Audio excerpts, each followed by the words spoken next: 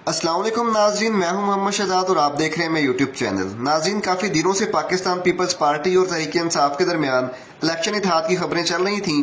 उस पर बिलावल भुट्टो आज अब मीडिया पे अपना रद्देमल दे रहे हैं।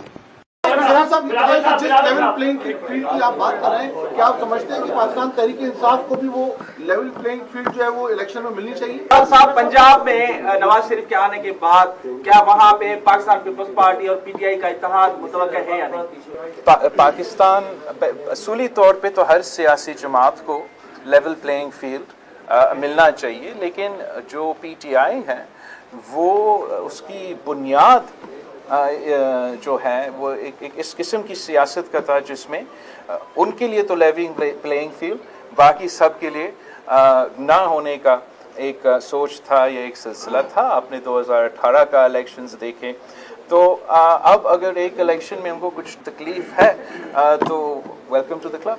जी बिलावल साहब, पंजाब में नवाज शरीफ के आने के बाद क्या वहाँ पे पाकिस्तान पीपल्स पार्टी और पीटीआई का इत्तेहाद मुतवक्का है या नहीं? पाकिस्तान पीपल्स पार्टी ने पीटीआई के साथ कोई, जहाँ तक इत्तेहाद के सवाल है, इस पे पाकिस्तान पीपल्स पार्टी ने ऐसे कोई फैसला अब तक नहीं लिया। मिसाक जमहूरियत हो सकता है पीटीआई से? मिसाकी जमहूरियत पे मैं समझता हूँ कि सारे जमाती को आना चाहिए, और वैसे अच्छी बात होगी अगर पीटीआई भी मिसाकी जमहूरियत को